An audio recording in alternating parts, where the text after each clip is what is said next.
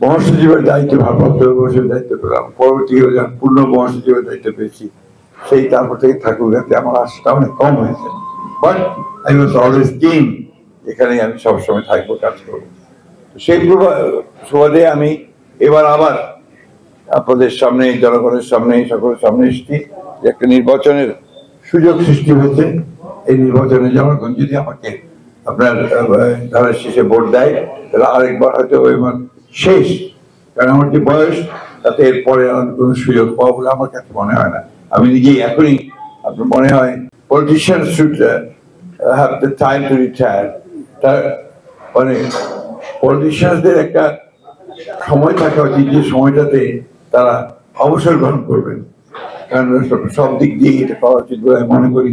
আমি হয়তো ইনশাআল্লাহ সেইভাবে ব্যবস্থা দেব। আমি আর বক্তব্য বাড়াবো না, শুধু এটি বলবো যে আপনারা সবসময় আমাকে সহযোগিতা করেছেন। আমি চেষ্টা করেছি আপনাদের যথাযথভাবে আপনাদের প্রফেশনাল দায়িত্বগুলো পালন করার জন্য সে সহযোগিতা করতে চেষ্টা করেছি। আজকেও আমি আপনাদেরকে অনুরোধ করবো, আমি আপনার বেশিক্ষণ থাকতে পারবো না, আমার 8:30 স্ট্যান্ডিং কমিটি মিটিং আছে। আর আপনাদের যে সমস্যাগুলো আছে, এই সমস্যাগুলোতে এখন আপনাদের পূরণ করা সম্ভব না। আমরা যদি সরকারে যেতে পারি, তখন আমরা নিশ্চয়ই আপনাদের সমস্যাগুলো সমাধান করার প্রচেষ্টা চালাবো। আমাদের সর্বকে ধন্যবাদ। আসসালামু আলাইকুম।